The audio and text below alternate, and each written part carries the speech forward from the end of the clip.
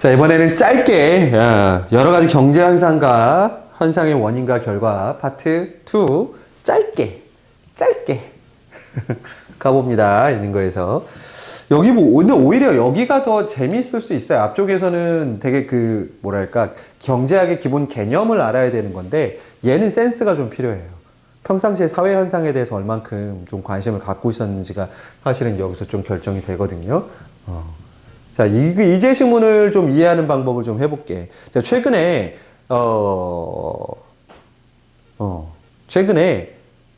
아이폰의 판매량이 어떻게 되고 있어요? 애플에 대한 전망이 어때요? 좀 안 좋죠? 왜 그럴 것 같아?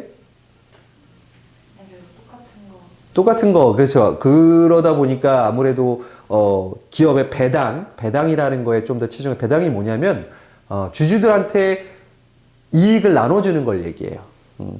근데 그거를 만약에 배당을 줄이면 그 돈을 어디에 투자할 수 있어? 기술에 투자할 수 있죠. 그거 문제야. 결국 여러분 요거 이기 전에 애플의 지금 문제점에 대해서 좀 생각을 해보면 여기 배당이란 말이 지금 나오잖아요. 애플이 맨 처음에는 핸드폰을 만들던 회사가 아니었지. 그리고 후발주자로 그전에는 뭐 노키아 같은 회사들이 있었어. 먼저가 있던 회사가. 애플이 나중에 참여해서 시장 점유율을 가질 수 있었던 건 뭐 때문이야? 기술이지 뭐. 자, 그래서 축 치고 올라갔어. 특히 이 지점에서 애플만이 가지고 있던 어떤 것들, 애플의 생태계라든지 안정성이라든지 아니면 우리가 애플에서 혁신이라고 불렀던 여러 가지 기술들 같은 것들 가지고 했어. 자, 그러다가 안정적으로 꾸준히 유지가 되지. 있는 거 계속 상상하겠지만. 근데 최근에서 애플이 살짝 밑으로 떨어지기 시작했거든. 얘를 다시 올리기란 쉽지 않은 게 흐름이 있는 게. 자, 지금 뒤에 따라왔던 기업들이 쭉 따라서 애플을 뭐 하겠어? 따라오겠죠. 뭐 때문이야, 최근에? AI라는 기술에 투자하지 못했기 때문이에요. 애플 인텔리전스 시리 지금 바보잖아. 있는 거에서. 여러분들은 챗GPT 써가지고 막 하고 있는데, 막 날아다니는 폰들이 있는데. 자, 요거에 관한 글입니다. 요 흐름입니다. 어떤 기업들이 뜨고 지고 어떻게 흘러가는지. 자, 특정 산업에서 선발 기업이 후발 기업보다 기술력이나 마케팅 면의 능력에서 더 뛰어나다는 점을 고려한다면 선발 기업이 산업의 주도권을 유지하는 것이 자연스러워 보여. 어느 산업에 먼저 들어가 있는 데가 유리해. 그러니까 우리 학원 생각해 봅시다. 송도에 원래 있던 학원이 유리하겠니? 아니면 나처럼 뒤에 와가지고 이렇게 뭐 해보려는 사람이 유리하겠니? 원래 있던 학원은. 그런데 오늘날의 국제 경제 환경에서는 후발 기업이 선발 기업을 따라잡아 산업의 주도권이 선발 기업에서 후발 기업으로 이동하는 현상이 종종 관찰됩니다. 자, 이러한 현상을 설명하는 이론을 추격 사이클 이론이라고 한답니다. 자, 산업의 주도권 이동과 관련하여 기업에는 세 가지 기회의 창이 열릴 수 있는데, 자, 첫 번째는, 자, 어떨 때 후발주자가 따라갈 수 있대? 첫 번째, 새로운 뭐가 왔을 때? 기술에 등장했을 때입니다. 자, 기존에 없었던 새로운 기술에 등장하는 경우에는 후발 기업은 비교적 동등한 출발점에 서게 되고 선발 기업이 자신들의 기존 기술을 최대한 활용하고 싶은 미련을 버리지 못해 새로운 기술, 그러니까 새롭게 도전하는 걸 해 안 해? 선발은 안 해요. 이때 후발 기업이 새로운 기술을 도입한다면 선발 기업보다 유리한 상황에 놓일 수 있다. 자, 다음 두 번째, 시장의 갑작스러운 변화 때문이다.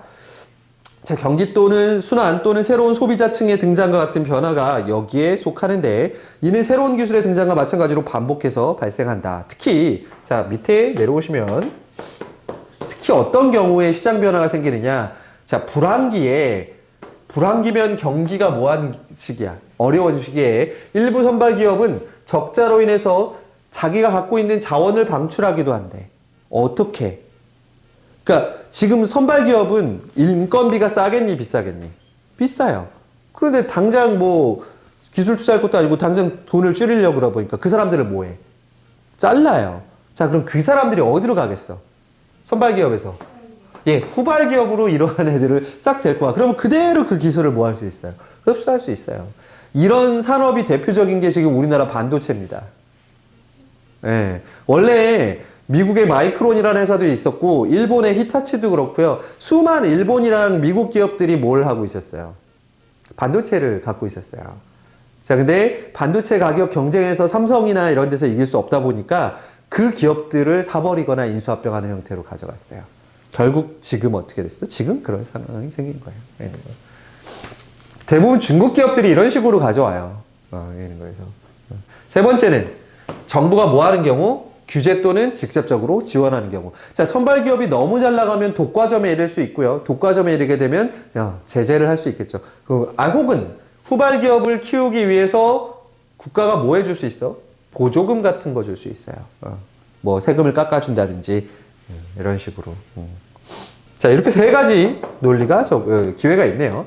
자, 이런 기회의 참과 관련해 산업의 주도권 이동은 정상 사이클, 중도 실패 사이클, 슈퍼 사이클이라는 세 가지 종류의 추격 사이클로 설명이 가능하다. 자, 이 중 정상 사이클은 다음에 네 단계를 모두 경험하는 거랍니다. 그럼 단계별로 있겠네. 그럼 이런 빈 공간에도 뭐 해야 돼? 정리 가셔야겠죠. 1단계. 1단계는 뭐 하는 단계래? 시장에 뭐 하는 단계? 진입하는 단계. 자, 국영기업 혹은 정부 지원을 받는 민간기업이 후발기업으로 나타날 때 이들은 보조금, 아까 얘기한 대로 뭐에 영향을 받아? 보조금이나 세금 같은 거에 혜택을 받고 일정한 비용 우위를 누려요. 자, 그러면 2단계. 이들 뭐 하는 단계? 점진적인 추격 단계입니다. 2단계에서 후발기업들은 투자를 위한 이윤 확보를 해서 시장 점유율을 올려나갑니다. 자, 중요한 건 뭐를 위한 거야? 투자 준비를 한다라는 거야. 투자를 위한 이윤 확보는 선발기업보다 후발기업에서 일어날 가능성이 높다. 왜냐하면 자, 선발기업의 주주들은 투자를 위한 이윤의 확보보다는 자, 먼저 앞서 나가는 데는 투자를 또 하기보다는 뭐를 더 선호해? 배당을 선호한다. 그럼 당장의 이득을 주주들에게 뭐 하는 거야? 나누는 거죠. 그러면 기술의 발전은 어디가 당연히 빠를 수밖에 없겠어? 후발이야, 선발이야? 후발이 그럴 수밖에 없어요. 있는 거. 그러나 점진적 추격 단계에 도달한 후발 기업이 저부가 가치 상품에서 고부가 가치 상품으로 이동하지 못하면 다음 단계로 넘어갈 수가 없답니다. 즉, 저부가에서 뭘로 넘어가? 고부가. 자, 이거 무슨 뜻이냐면 처음 단계에 있는 사람들이 처음부터 고부가를 만들어낼 수는 없어요. 그러니까 좀 일단 뭐하고 싸게 사람들한테 접근할 수 있는 시장 점유율을 높여가면서 돈을 모아서 기술 발전으로 해서 좀 더 어떤 물건으로 넘어가야 돼? 비싼 물건을 파는 걸로 넘어가야지. 그래야 이득을 많이 남길 수 있으니까. 근데 이걸 못하면 그 다음 단계로 넘어가기가 어렵다라는 거죠. 자, 지금 삼성이 그래요. 삼성이 잠깐 여기에 좀 그런 게 있어요. 그러니까 우리 생각에는 갤럭시 S24, 25, 뭐 울트라, 뭐 Z 플립 막 이런 거 하니까 되게 고부가처럼 보이잖아요. 그런데 전 세계 핸드폰 시장에서의 매출 이익, 그러니까 대수로만 따지면 삼성이 애플하고 비등비등 하거든요. 근데 회사가 가져가는 이익을 가져가면요. 전 세계 핸드폰 이익의 90%가 애플이에요. 그 얘기는 삼성은 가격이 낮은 것의 개수가 많이 팔리는 거고요. 애플은 가격 자체가 낮지 않아요. 그래서 뭐 우리가 애플이 곧 망할 것처럼 얘기하지만 전 세계 핸드폰 수익의 80%는 애플이 가져간다라는 거. 여기 이게 이 지점에 있어요. 지금. 그리고 애플이 실제로 배당도 제일 많이 해요. 지금 애플의 CEO가 팀 쿡이라는 사람인데 그 사람이 애플의 주주들한테 배당을 잘하기로 유명한 사람이에요. 딱 여기 맞아 들어가요, 지금. 자, 그 다음에 3단계에서는 무슨 단계? 추월하는 단계입니다. 이 단계에서 후발 기업은 확보된 이윤을 아까 그래. 여기서 확보된 이윤을 새로운 뭐에다가 투자해? 기술에다가 투자해서 신속하고 과감하게 투자하고 채택해서 산업 주도권의 갑작스러운 변화를 일으킨다. 이게 아마도 지금 핸드폰 산업에서는 AI나 무슨 폰이 되겠어? 접는 폰 정도가 되는 느낌이죠. 있는 거. 그 결과 선발 기업은 후발 기업에 밀려 추락을 경험하게 된다. 그렇네요. 이렇게 되면. 자, 4단계는 무슨 단계래? 추락 단계. 자, 새롭게 리더가 된 후발 기업이. 자, 이제 새롭게 리더가 된 후발 기업이야. 그럼 얘네도 또 뭐 하는 사람이 있겠어? 얘네를 쫓아오는. 후발 기업이 있을 거야. 그래서 새 기술 및 소비 패턴의 변화를 놓친다면 2단계에서 다른 도전자에 밀려 추락하게 된다. 애플도 지금 이런 경우죠. 있는 거에서. 자, 그런데 3단계에서 선발 기업을 추월한 후발 기업이 기술 시장 또는 규제의 변화 등에 민첩하게 대응하는 경우, 그러니까 계속해서 끊임없이 뭐하면 혁신. 이게 혁신을 하게 되면 산업의 주도권을 오랫동안 유지할 가능성이 높은데 이를 뭐라 그러는데? 슈퍼 사이클이라 그러는데. 그 그래프를 그리면 어떻게 되겠어? 이렇게 되겠지. 처음에는 급격히 성장해요. 2단계서부터는 천천히 성장하지만 그래도 어때? 최대로 이때는 급격히 성장은 못하더라도 이때는 이미 저부가에서 뭘로 넘어온 상태야. 고부가. 그러면 판매나 뭐 이런 양이 좀 줄어도 이익은 어떻게? 극대화되겠죠. 그런 사이클을 이야기합니다. 결국 기업의 추격 사이클은 기회의 창들에 대한 기업의 전략적 선택에 따른 결과. 이런 관점에서 추격 사이클을 이루는 특정 요소, 그러니까 뭐 어떤 뭐 정부가 뭐 해줘서 이런 게 아니라 외부적 요인. 자, 외부적 요인은 아까 얘기한 대로 정부가 주는 뭐 어떤 보조금 같은 것들. 과 주체적 요인. 이건 내부적 요인이잖아. 어떤 것들이 있겠어? 투자를 할 거냐, 배당을 할 거냐 같은 기업의 뭐에 관련된 것들. 선택에 관련된 것들을 모두 중시한다. 두 가지가 다 결정된다라는 거. 어느 한쪽에서 결정되는 건 아니다라는 거죠. 자, 그러면 이 글엔 뭐뭐가 궁금한 분에게 추천합니다. 결국 이 글에 뭐를 하라는 얘기야? 주제예요. 주제 뭡니까? 산업의 주도권 이동이 기업들 사이에서 어떻게 이루어지는지. 아까 얘기한 대로 추격 단계 뭐 이런 단계도 있고, 뭐 잡히는 것도 있고요. 이거 좀 넘어가고. 자, 문맥상 기업과 바꿔쓰기에 가장 적절하고. 기업이 뭐였어, 아까? 내부적 요인과 외부적 요인이 둘 다 된 거다. 그럼 아까 얘기한 대로 외부에 의해서 정부가 주는 보조금도 있지만 내부에서 어떤 기술을 택할 것인가 혁신을 하는 건 기업이 선택할 문제다라는 걸 보여주는 답이에요. What is 몇 번? 1번이죠. 기업에 주어지는 기회는 외부 조건인 거고요. 기업의 전략적 선택은 내부적인 조건인 거고요. 이 두 가지가 결정된다는 거. 여러분 이 문제 되게 좋아요. 저 이 제시문 나왔을 때 그래 앞으로 이렇게만 비문학 만들어라라고 생각했었어. 왜냐면 보세요.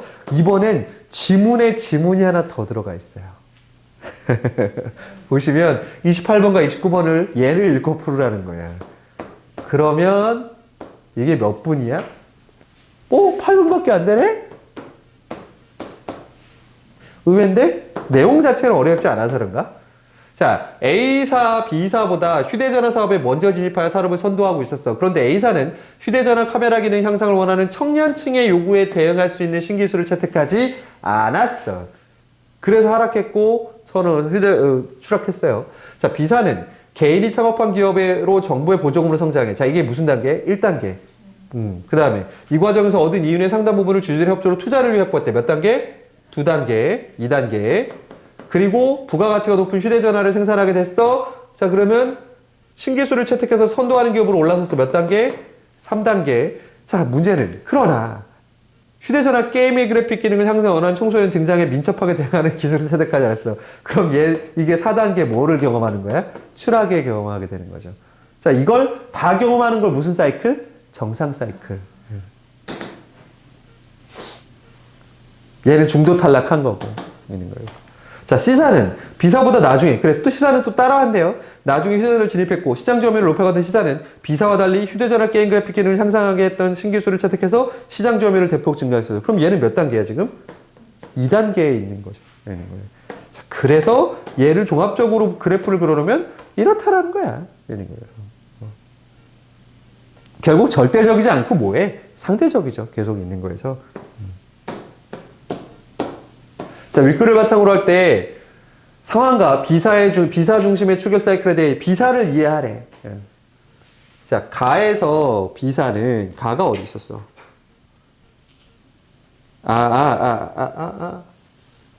가가 어디냐?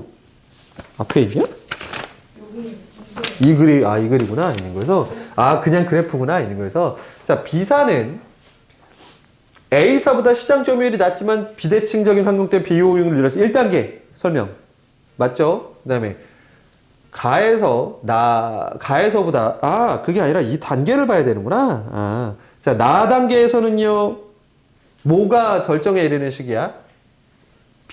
나에서 B사의 시장 점유율이 높은데 이는 B사의 주주들이 배당보다는 투자를 위해서 선호한 결과다. 예, 이것도 맞는 말이에요. 자, 그 다음에 나부터 A사의 시장 점유율에 떨어지기 시작하죠. 그건 나부터의 B사 시장 점유율의 변화와 유사하다. 왜? 새로운 기술을 채택하는 거에 뭐 했기 때문이야? 주저했기 때문인 거지. 예, 대여기서 비로하네요. 예, 그것도 맞고요. 그럼 나와 다 사이에 A와 B사의 시장 점유율의 우위가 바뀌고 이후에 B사와 C사의 시장 점유율의 우위가 바뀌는 데는 새로운 기술에 대한 B사의 선택 여부에 B사가 선택하지 않았기 때문에 선택했기 때문에 올라갔고 선택하지 않았기 때문에 내려오고 그다음에 다와 라 사이에 자 이제는 후발주사 C사가 부각할 때죠. A사의 시장 점유율과 달리 B사와 C사의 시장 점유율은 B사도 어때? 시장 점유율이 증가하지 않죠. 이미 애초에 틀렸네. 이걸 3점이나 준다고? 장난해?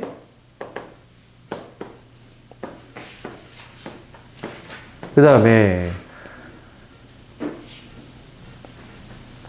만약 B사가 A 첫 번째 혁신이야.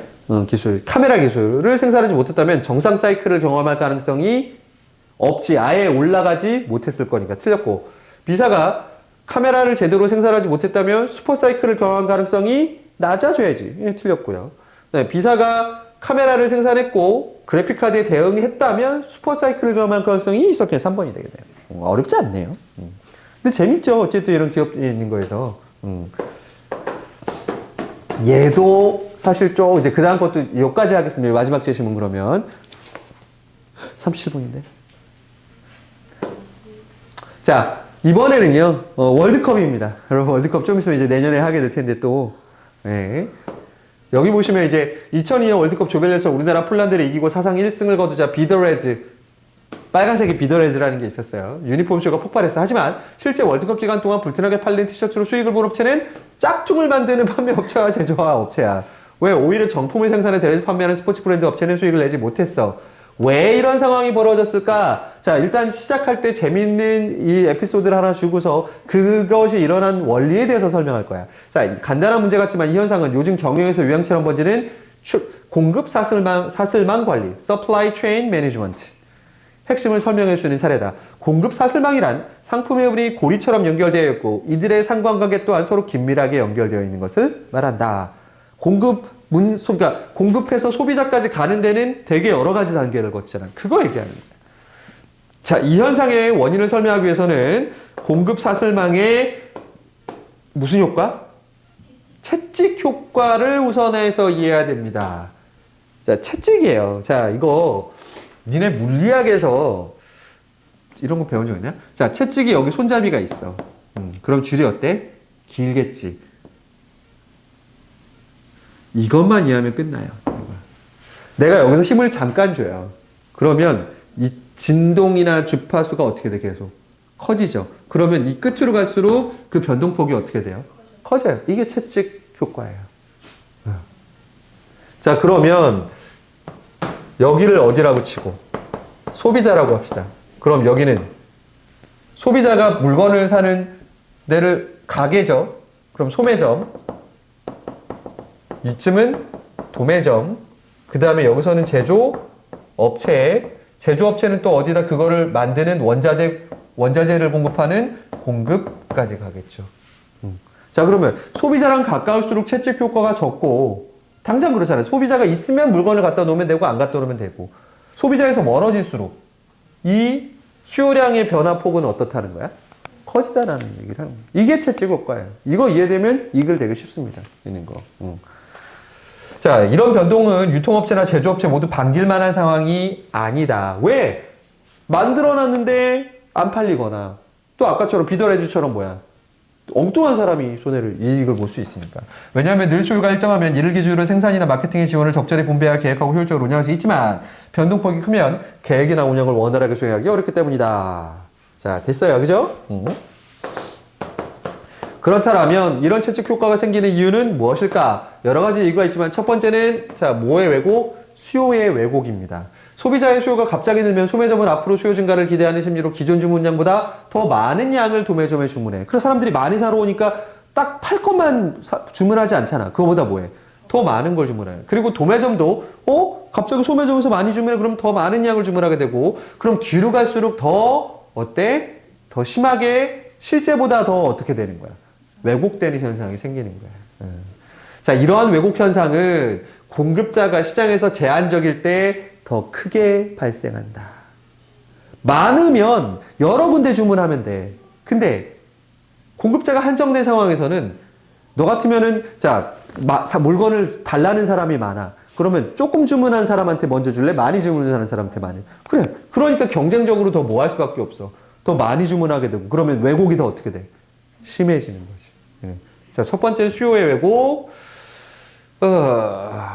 두 번째. 공급 사슬망에서 최종 소비자로 멀어질수록 대량 주문 방식을 뭐하기 때문에 요하기 때문이다. 그러니까 소매점은 한두 개 얘기해도 되지만 공장에서는 하나가 아니라 한 번에 만들 때 많이 주문해야 되기 때문에 뒤로 갈수록 더 효과가 어떻게 된다라는 거야? 커진다라는 거 설명을 뭐 어렵지 않아요. 이 내용까지는. 자, 그렇게 되면 멀어질수록 기본 단위가 커지고 자, 그런데 이렇게 주문 단위가 커질수록 뭐가 많아질 수밖에 없어? 이 재고예요. 재고량. 재고는 팔린 것도 있지만 물건을 만들기 위해서 구입해 놓은 것도 있어요. 재고량 증가는 변화에 민첩하게 대응하지 못하는 원인이 돼. 왜? 재고가 쌓여 있으면 물건을 더 주문해 못해. 그러면 또 공장 쪽은 더 민감하게 반응하겠지. 거기에 있는 거에서. 자, 채찍 효과 세 번째 원인은 주문 발주에서 도착까지 발주 실행에 의한 뭐 때문이야? 자, 세 번째 시차 때문이야. 물건을 주문해도 바로 물건이 도착하지 않고 주문을 처리하여 물류가 이동하는 시간이 있기 때문에. 그런데 문제는 각 공급 사슬망 주체의 발주 실행 시간이 처마다 다르다라는 데 있다. 예를 들어 소매점이 도매점으로 주문을 했을 때 물건을 받기까지 3, 4일 정도라면 도매점이 제조업체에 주문했을 때는 2, 3달도 될 수 있고 4달도 될 수 있고 아니면 내년이나 될 수 있고 이럴 수 있어요. 이런 거. 그렇게 되면 결국 재고량이 뭐 하는 거? 늘어날 수밖에 없다라는 거. 자, 공급 사슬망에서 채찍 효과로 인해 발생하는 재고는 기업 입장에서는 큰 부담일 수밖에 없다. 왜냐하면 재고를 쌓아둘 공간을 마련하거나 재고를 손상 없이 관리하는데도 비용이 들어요. 자, 이거 공산품이면 일단 좀 지난 물건들은 가격이 어떻게 돼? 싸져야죠. 올해 또 새로운 거 만들어야 되는데. 예를 들어서 갤럭시 25가 남아있어. 근데 26을 또 만들어야 되잖아. 그럼 25 남아있는 재고는 어떻게 해야 돼? 팔려면. 싸게 나가야 돼요. 그럼 이윤이 줄어들 수밖에 없죠. 더 심한 건 뭐야? 먹는 거예요. 식품 같은 것들은 이렇게 재고가 남아있으면 그걸 뭐 해야 돼? 폐기해야 된단 말이야. 그래서 이걸 유지하기 위해서 명품 만드는 회사들은 어떤 전략을 써요? 안 팔리면.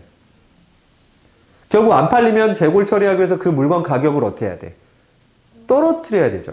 그리고 또 가격을 떨어뜨리려면 아울렛 같은 데다 보내야 되잖아. 그렇게 되면 명품의 이미지가 어떻게 돼? 그래서 폐기 처분합니다. 그게 명품이에요. 이해가 되죠? 재고 처리에 대한 이해를 하게 되면. 재고가 쌓였다라는 건 그 회사가 더 이상 명품이 뭐하다라는 거야? 아니다라는 거야. 가격이 떨어질 거고 그 재고 때문에. 예. 그래서 아울렛에서 있는 것들은 우리가 아는 에르메스 같은 것들은 세일해 안 해. 안 하는 이유가 그거. 최근에 세일을 많이 한 업체가 있어요. 구찌. 구찌가 요새 많이 안 팔려요. 그리고 구찌가 그 소문 났잖아. 중국에서 만든 거 이탈리아 가서 그 상표만 붙여가지고 가격 올렸다. 그러니까 그런 이미지 관리를 하기 위해서 일부러 재고 수량을 그 물건을 태워서라도 없애는 거야. 우리나라도 그렇잖아. 팔면 팔수록 손해라서 뭐 배추 같은 거 막 갈아 엎는 분들이 있잖아. 일부러 버리고. 꼭 그런 건 아니지만 어쨌든 가격이 원가보다 떨어지면 생산을 하는 게 유리해, 생산 안 하는 게 유리해. 그래, 그런 거 같은 거지. 그래서. 자, 우리 그러면 좀 귀한 문제 하나만, 요 두 개 문제 한번 풀어보고 끝낼까요? 자, 33번입니다. 예상치 못한 수요가 급격히 증가할 경우 소매점에서 재고량이 없다면 급히 도매점의 상품을 주문할 것이다. 만일 도매점에서도 재고가 모자라 주문을 소화할 수 없으면 제조업체가 추가 주문할 것이고 계속하면 공장도 가동할 수 있다. 이처럼 최종 소비자의 갑작스러운 수요 증가로 인해서 불확실성이 소매, 도매, 제작업체. 자, 소비자가 이쪽에 있으면 뒤로 갈수록 더 어떻게 전달되기 때문에 수요 왜곡이 더 어떻게 된다 그랬어? 커진다 그랬지. 그러나 반대로 소매점의 갑작스러운 수요 증가를 흡수할 수 있는 충분한 뭐가 있다면? 재고가 있다면 소매점은 도매점의 계획. 그러면 얘가 가던 걸 여기서 일정 기간 뭐 할 수 있어? 완화시켜 줄 수 있지. 그러면 재고가 꼭 나쁜 것만은 아닐 수도 있다라는 거야. 이렇게 치면. 자, 그러면 1번. 공급 사슬망 재고는 긍정적 뿐 아니라 부정적인 측면도 있다. 맞는 말 있는 거. 그래서 물류 창고 같은 걸 만드는 이유가 그거야. 자, 수요의 왜곡 현상과 불확실성 전이는 공급 사슬망 주체들에게 부담을 준다. 맞고. 공급 사슬망 채찍 효과로 인해 공급자가 최종 소비자부터 가까울수록 주문량이 많다. X죠. 멀어질수록 왜곡이 심해지니까 주문량이 많아질 수밖에 없고 대량 생산을 할 수밖에 없는 거고요. 자, 34번입니다. 이 글을 바탕으로 보기에 대해 이해한 거 3점짜리 문제니까 좀 잘 보지. 마지막 문제니까 잘 봐봅시다. 자, 협력 공급 기획 예측 프로그램이란 제조사와 이동통신 사업자 간 협력. 잠깐만. 그러면 얘는 뭐에 관한 거야 지금? 핸드폰에 관한 거야. 그리고 어디하고 이동통신사. 자, 예를 들어서 이렇게 생각하시면 돼요. SK하고 삼성이 서로 뭐 하는 거야? 연합하는 거야.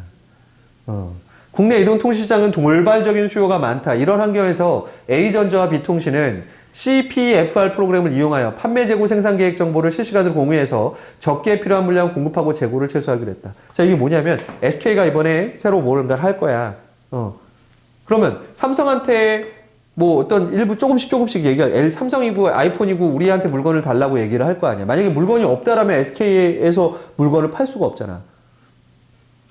그런데 만약에 그렇게 되면 얘네가 갑이 되니 얘네가 갑이 되니. 협의해가지고 일정 물량을 서로 계약을 하는 거야. 그러면 삼성은 어떤 장점이 있어? 재고가 안 쌓이게 될 정도로 적정량을 만들면 되고 SK는 안정적으로 물량을 뭐 할 수 있어? 확보할 수 있게 되네. 이게 서로에게 윈윈 되는 전략. 그래서 재고를 최소화하기로 했다. 자, 그러면 B통신은 A전자가 휴대폰을 항상 대량 주문할 것이다. 아니죠. 대량 주문 안 해도 돼. 일정 기간 예측되는 걸 서로 공유하니까. 그 다음에 A전자와 B통신의 휴대폰 재고량이 늘어야 휴대폰 재고량이 어떻게 돼? 감소하겠지. A전자와 B통신이 서로 정보를 공유해서 과잉 주문이 줄어들 것이다. 요게 이 프로그램의 핵심이 되겠네요. 어떻게? 좀 앞에 경제 문제하고는 결이 다르죠? 앞에 경제 문제는 확실히 그 경제 이론에 대한 개념이 있어야 되고 그래프를 보면서 어떤 해석하는 문제들이 주를 이룬다 비하면 이쪽에 나와 있는 부분들은 현대사회에서 일어나고 있는 소비 심리나 어떤 현상, 행동경제학 같은 것들을 조금 더 연구를 해보고 어느 쪽이 좀 쉬워? 뒤쪽이 좀 더 쉬워요? 재밌게도 뒤쪽이 좀 더 재밌어요. 마케팅, 심리학 이런 거랑 연결돼 있으니까. 자, 그럼 이제 다음 주는 챕터 3, 4 해서 법률과 기타 사회 문제까지 정리를 하면 우리가 입문 분야 사실 내가 과학 문제를 풀어줄 필요는 없죠. 해서 정리하겠습니다. 자, 여기서 마치겠습니다. 끝!